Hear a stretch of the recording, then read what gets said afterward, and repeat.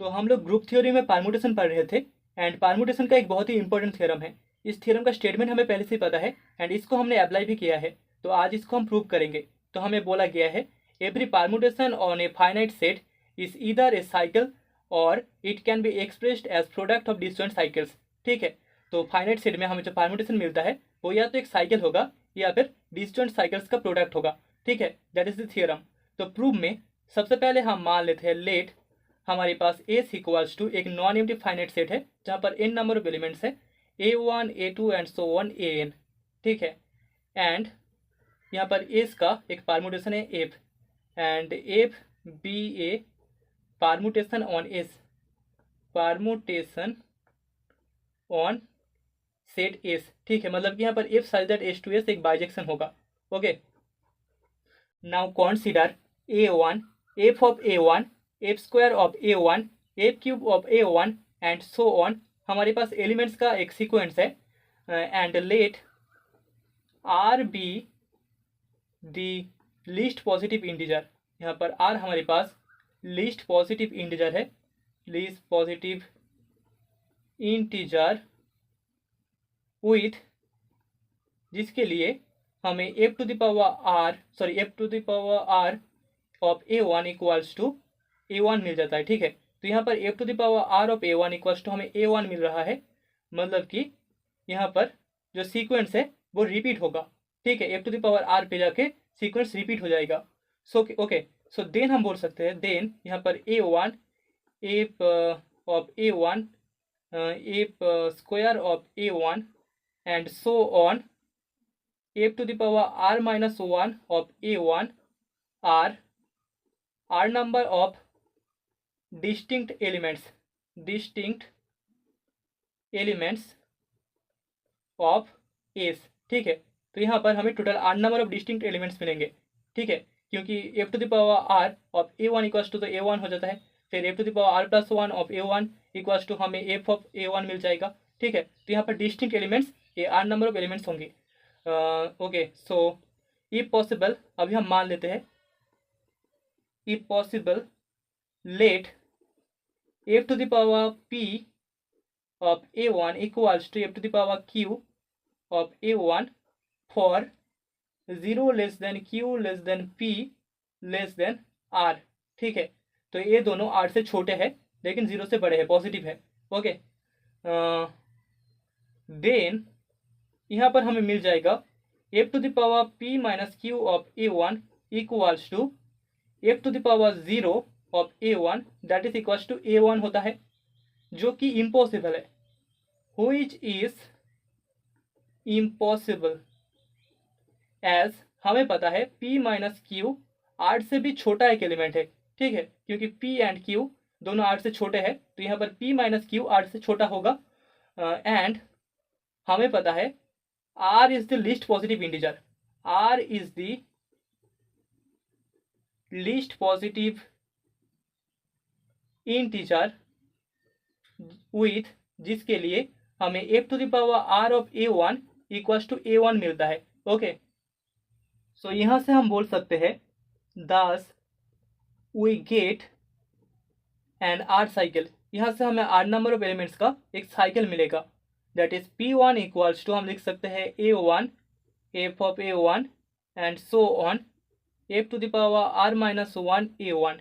ठीक है, तो यहाँ पर हमें एक साइकिल मिल चुका है। यहाँ से दो पॉसिबिलिटीज है, या तो r n के साथ इक्वल होगा या फिर r n से छोटा होगा। अगर r इक्वल्स टू n हो जाता है देन हमें f इक्वल्स टू p1 मिल जाएगा, एक सिंगल साइकिल। ठीक है, that is f is a cycle. ठीक है, तो यहाँ पर हमें r इक्वल्स टू n के लिए एक सिंगल साइकिल मिल जाएगा। अभी if r is less than n, तो इसके लिए हमें शो करना होगा हमें डिस्जॉइंट साइकिल्स का प्रोडक्ट मिलेगा। ठीक है, so if r is less than n then हम कॉन्सिडर कर रहे हैं consider am, consider an element am where जहाँ पर am is the least element among a2 a3 and so on an those does not belongs to P1, those does not belongs to P1। ठीक है, P1 cycle में जितने भी elements है उनमें ये सारे एलिमेंट्स बिलोंग नहीं करते, एंड यहाँ पर AM इन एलिमेंट्स का सबसे छोटा एलिमेंट है। ठीक है, नाउ कॉन्सिडर, हम फिर से एक सीक्वेंस कॉन्सिडर करेंगे, AM f of AM, then f square of AM, and then f cube of AM and so on। ठीक है, यहाँ पर भी हम सेम प्रोसेस अप्लाई करेंगे। तो अभी यहाँ पर भी हम बोल सकते हैं let s be the least positive integer, जिसके लिए हमें f to the power s of AM equals to AM मिल जाता है। सो देन हम बोल सकते हैं यहाँ पर भी AM then f of AM then f square of AM and so on, f to the power s minus 1 of AM number of distinct elements मिल जाएगा, R s number of distinct elements of set S। ठीक है, बाकी सारे elements यहाँ पर repeat होंगे। Thus we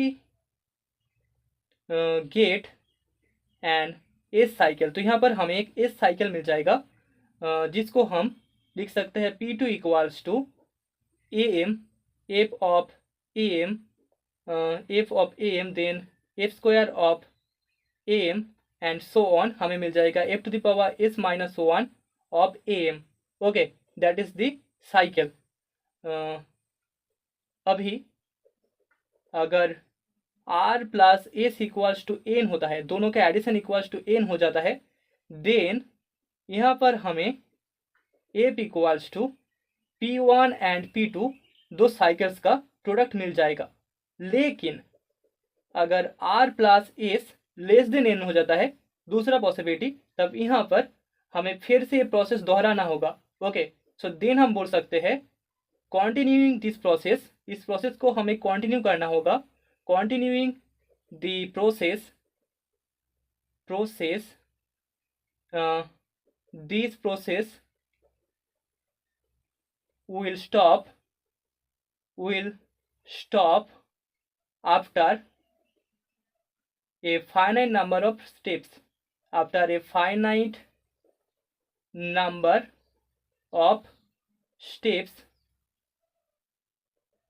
as हमें पता है S is a finite set, क्योंकि S एक फाइनाइट सेट है तो ये वाला process finite number of step के बाद एंड हो जाएगा, एंड आखिर में हमें जो मिलेगा दस हमें आखिर में f इक्वल्स टू मिल जाएगा P1 P2 and so on. अगर t नंबर ऑफ टाइम के बाद हमें ये प्रोसेस एंड हो जाता है तो यहाँ पर आखिर में pt आ जाएगा। ठीक है, so that is the result. Hints हम बोल सकते हैं f इज इधर ए साइकिल और ए प्रोडक्ट ऑफ डिस्जॉइंट साइकिल्स। ठीक है, तो f एक साइकिल होगा या फिर ऐसे P1 P2 and so on pt disjoint cycles का एक प्रोडक्ट होगा। That is the theorem.